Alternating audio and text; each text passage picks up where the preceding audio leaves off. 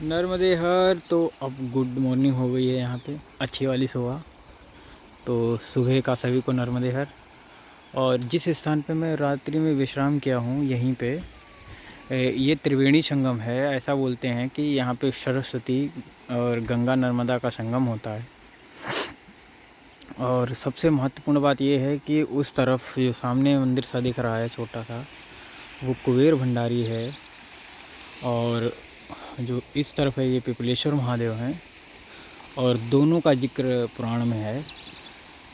दूसरी बात ये है कि जो सबसे महत्वपूर्ण है, जिस भूमि पर हम हैं यहाँ पे वैसे तो बहुत गंदा है। मुझे इतना उम्मीद नहीं थी कि इतने भी लोग ऐसे होते हैं, पर ठीक है।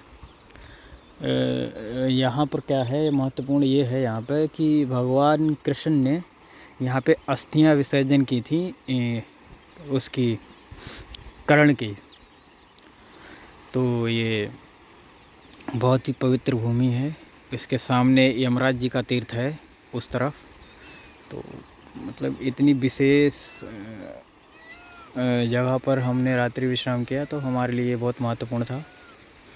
अब बढ़ेंगे आगे, कुबेर भंडारी चलेंगे, और सूर्य भी धीरे धीरे निकल रहे हैं। नर्मदे हर। देखो यहाँ पे बहुत सारे मंदिर हैं छोटे छोटे, मतलब जितने ही देखोगे आप मंदिर ही मंदिर हैं, है ना। बहुत सारे मंदिर। क्या इतने मंदिरों की आवश्यकता है? नहीं है। नर्मदे हर। अभी अभी हम कुबेर भंडारी के दर्शन करके आए। बहुत भीड़ थी वहाँ पे,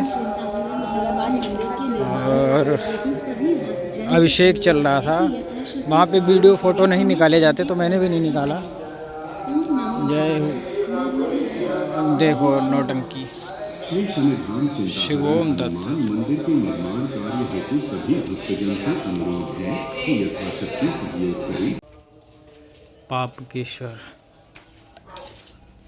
शिवोम दत्त। पापकेश्वर महादेव। पाप नहीं, पाव।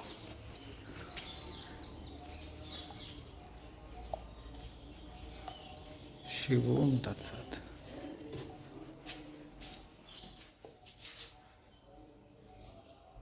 ये पापकेश्वर महादेव। वहाँ शक्ति हैं। जय हो। नर्मदे हर। तो सुबह सुबह इस बहुत ही खूबसूरत पथ से निकल रहे हैं हम, जो एकदम प्रकृति से रिच है। और यहाँ पे बहुत खूबसूरत सुंदर सुंदर फूल हैं, वाइट हैं, पिंक हैं। ये कचनार का पौधा है, इसका फूल भी बहुत खूबसूरत होता है। नर्मदे हर। नर्मदे हर। तो आपको मोर नाचता हुआ दिखा रहे हैं हम। इतना सुंदर दृश्य है, बहुत। वो लोग भाग गया। कोई नहीं, वो हमसे देख के डर गए होंगे। देखो कितने ज़्यादा मोर हैं यहाँ पे, बहुत मोर हैं। जहाँ मोर बहुत ज़्यादा होते हैं वहाँ सर्प नहीं रहता है।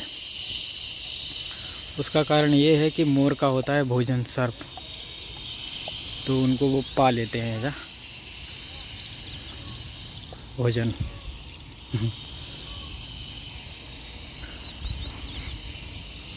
मोर बहुत खूबसूरत होता है। यहाँ पे बहुत सारे मोर हैं, बहुत ज़्यादा मोर हैं। मैं इनके लिए बिल्कुल नया हूँ, इसलिए ये डर रहे हैं थोड़ा थोड़ा, क्योंकि इन्होंने ऐसा कोई देखा नहीं होगा। और इधर आते भी कम ही लोग हैं। एक वो उधर भी है। और हम हैं पोएचा नीलकंठ आश्रम के बिल्कुल सामने। तो ये बहुत ही प्राकृतिक रूप से बहुत ही सुंदर स्थान है। जय हो सूर्य भगवान की। तो हमने कहा इधर दर्शन करके आते हैं। और बहुत ही ज़्यादा यहाँ पे पक्षी वगैरह हैं, और हर प्रकार का पक्षी है, ऐसा ही नहीं मोर, सारे पक्षी यहाँ पे। जय हो माँ। माँ कहूँ मैं अनुभव अपना।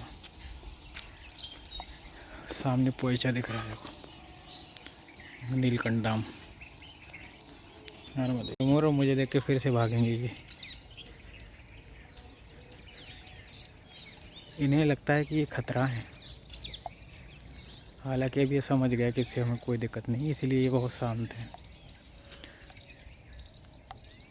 पक्षी बड़े समझदार होते हैं।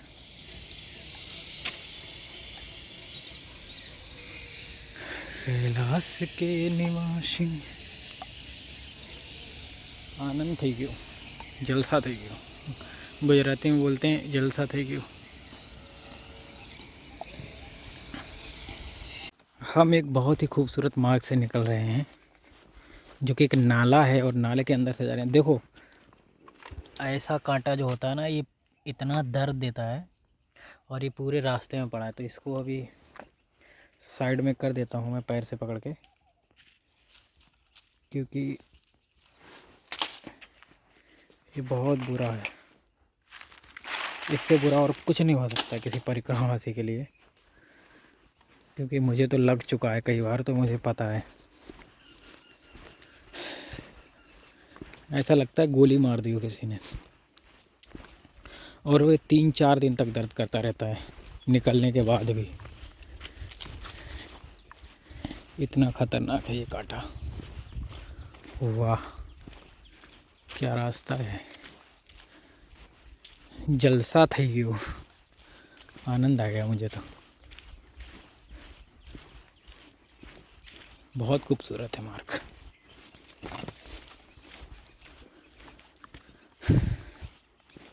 ऐसे ही पगडंडी के मार्ग रहते हैं मैया के किनारे।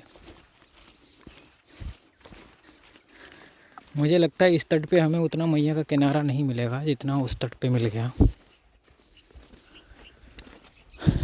ऐसा ही लग रहा है, हो भी सकता है ऐसा ही हो।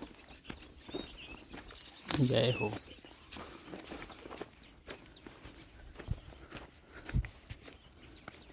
यहाँ कपास की खेती है। शिव ओम तत् सत, शिव ओम तत्सत, महादेव शंभो।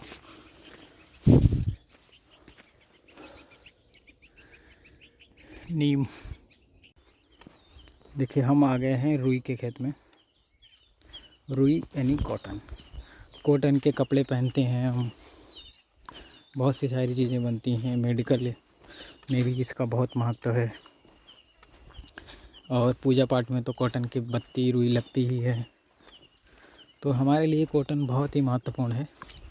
और गुजरात, मध्य प्रदेश और महाराष्ट्र लार्जेस्ट प्रोड्यूसर हैं कॉटन के, ये तीनों स्टेट। उसमें महाराष्ट्र ज़्यादा रुई निकालता है, प्रोड्यूस करता है। और जहाँ से मैं आता हूँ मेरे इधर तो गन्ना, गेहूँ, गन्ना तो इतना होता है। गन्ना माने ईख यानी शुगर, चीनी।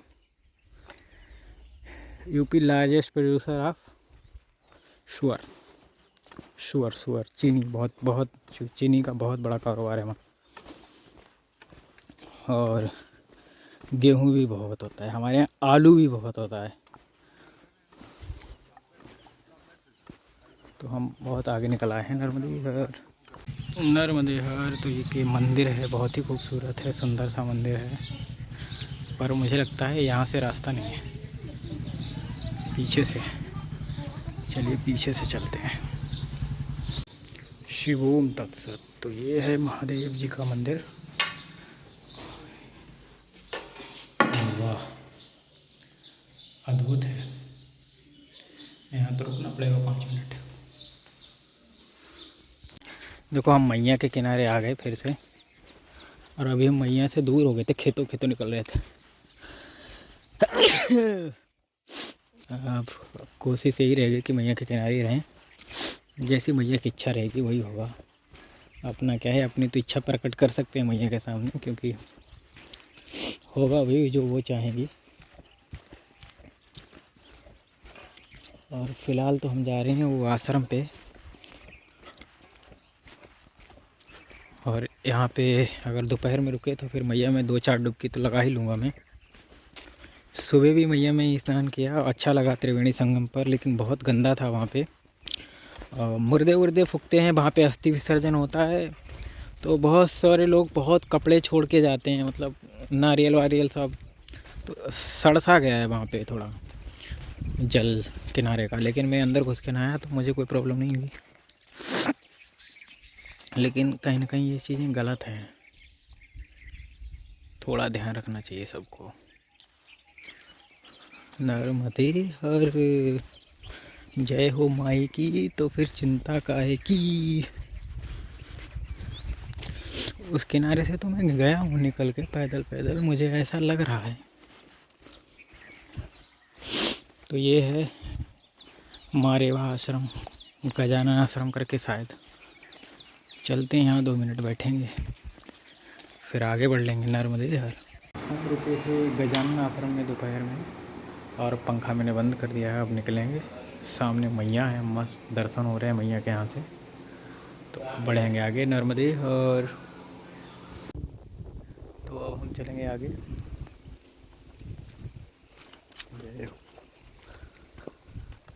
तो ये है माई का किनारा। माई के किनारे किनारे हम पहुंचने की कोशिश करेंगे तिलकवाड़ा। तिलकवाड़ा के बाद फिर देखते हैं मैया कहाँ पहुंचाती है।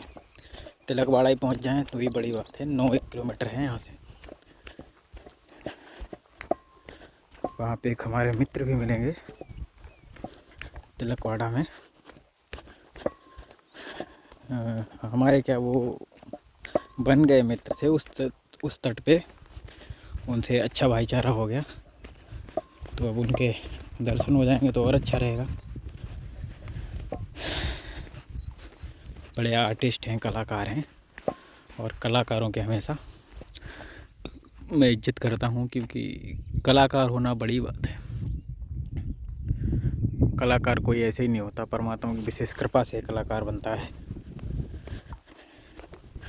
जय हो माई की, तो फिर चिंता काहे की। जय हो नर्मदे हर। बहुत ही खूबसूरत यहाँ पे पक्षी जा रहे हैं। मैं पहले से कैप्चर करता तो और अच्छा लगता। ठीक है, जैसा भी है आनंद वाला था। और मैया का जल बिल्कुल नीला है यहाँ पे। यहाँ पे कहीं घाट नहीं है स्नान के लिए। उसका कारण ये है कि सीधा मैया इस तरफ टकराती हैं, और बारिश के मौसम में ये जल ऊपर तक जाता होगा 100%। यहाँ पे 4 या 5 दिन के लिए आता है बाढ़। बाकी टाइम चलती हैं, ज़्यादा जल होता है लेकिन उतना नहीं। नर्मदे हर। धूप इतनी तेज़ है, जबकि 3:30 बज गया है। बहुत तेज़ धूप है इधर होती ही बहुत तेज़ धूप है। और आज तो बैसाखी भी है, तो इसलिए भी तेज़ धूप है, क्योंकि बैसाखी के टाइम तक धूप का हो ही जाता है, बढ़ती है बहुत धूप। बैसाखी पे बहुत हो जाती है धूप। जय हो माई, कृपा कर दया कर।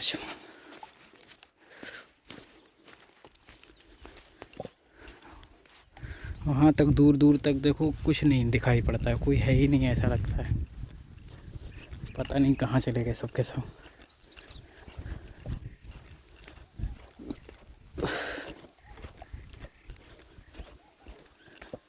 और ठीक है, जैसी माई की मर्जी।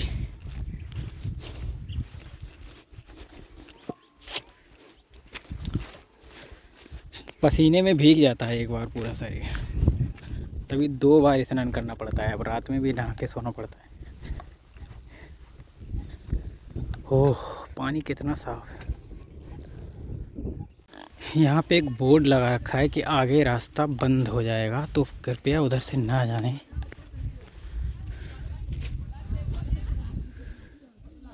मुझे वहाँ तक तो दिख रहा है, लेकिन उसके बाद नहीं होगा शायद, इसीलिए उन्होंने बोर्ड लगा दिया है।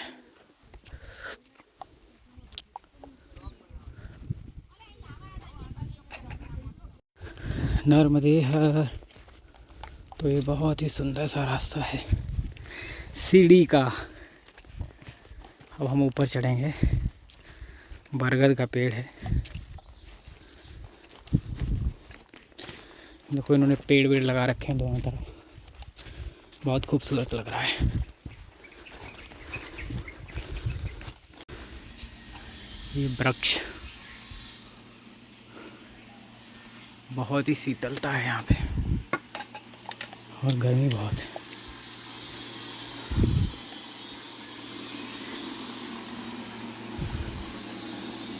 थोड़ा 2 मिनट यहाँ रुक के फिर आगे बढ़े।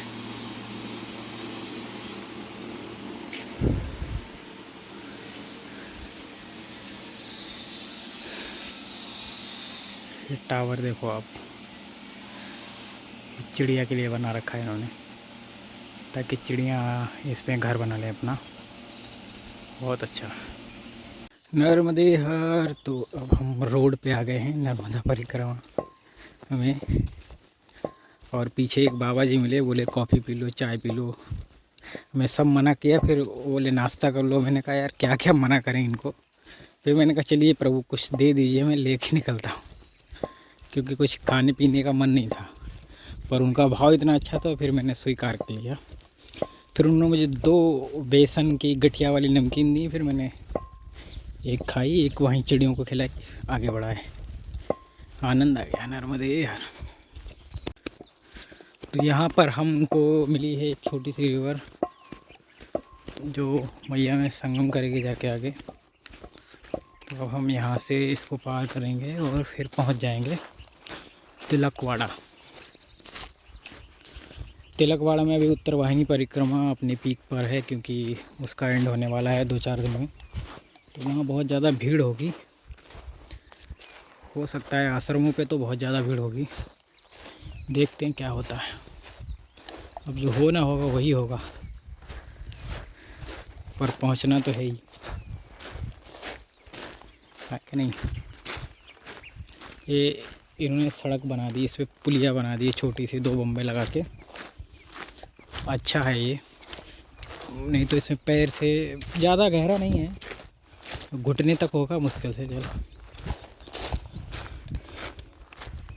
लेकिन ये बारिश के समय में पूरी भर के निकलती होगी, रास्ता ब्लॉक हो जाता होगा ये।